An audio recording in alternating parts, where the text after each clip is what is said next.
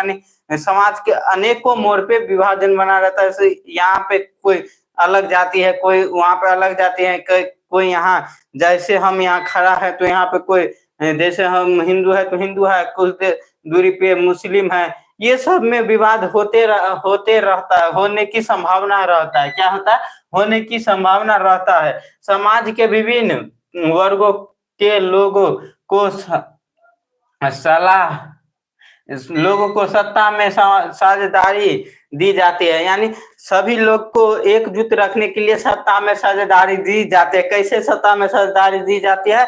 तो सभी धर्म के, सभी वर्ग के, सभी जाति के लोग को सत्ता में, यानी सरकार जो बनाई जाती है, लोकतंत्र में जो निर्वाचन के पद्धति से हम लोग सरकार यानी हमारे देश में सरकार बनाया जाता है, और वो हम सभी को एक साथ 5 वर्षों के लिए क्या करते हैं, लोकतंत्र में चुनाव होता है कितने वर्षों का? तो 5 वर्षों, और 5 वर्षों के लिए वहां पे क्या होता है, सरकार हम लोग को अपने नियम अनुसार चलाते हैं। जिस तरह से नियम संविधान में बनाया गया उस नियम अनुसार चलाई जाती है। तो इसी वो क्या है, तो ये क्या, सत्ता में सभी वर्गों को एक समान साझेदारी दिया जाता है, जिससे किसी भी वर्ग में विवाद ना होता है, और सभी कहते हैं कि मेरे भी धर्म का, यानी मेरे भी धर्म का सत्ता में कुछ हिस्सा है, और कुछ व्यक्ति कहते हैं जो मेरे भी जाति का या मेरे भी गांव के या शहर के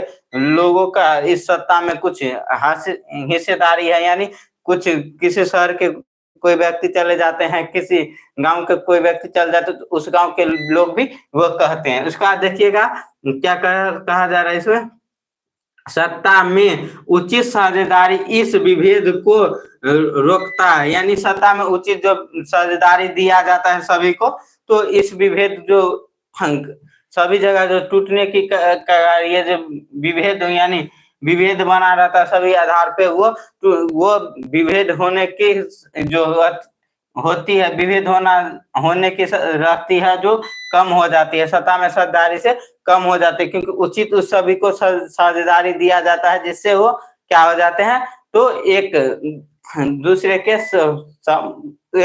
के प्रति ज्यादा आक्रोश नहीं दिखाते और सभी एक साथ मिलजुल कर रहते हैं। उसके बाद अगला देखिएगा लाइन, विभेद को रोकती है, और क्या है, सत्ता में उचित साझेदारी विभेद को रोकती है। उसके बाद देखिएगा, और आपस में टकराव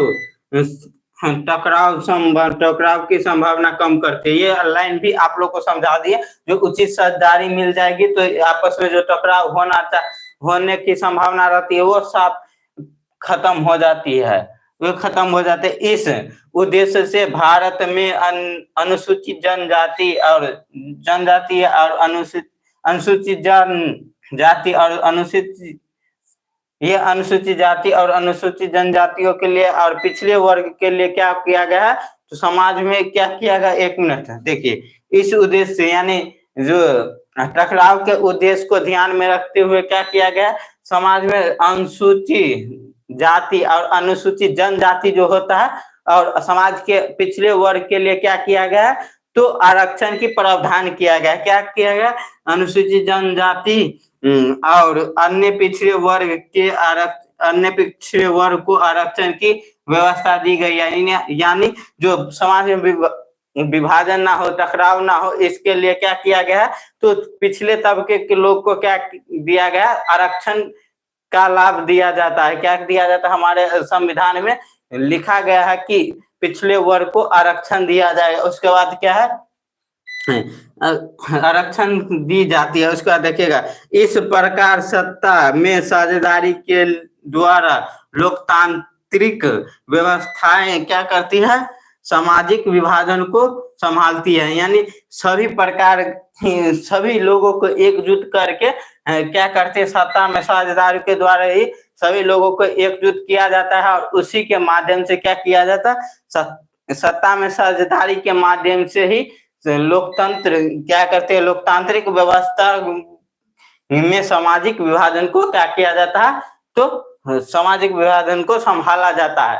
आशा करता हूं कि आप लोग को ये समझ में आया होगा। इसका स्क्रीनशॉट लीजिए, और आप लोग को समझ में आया तो थम्स अप का सिंबल भेजिएगा। इसका स्क्रीनशॉट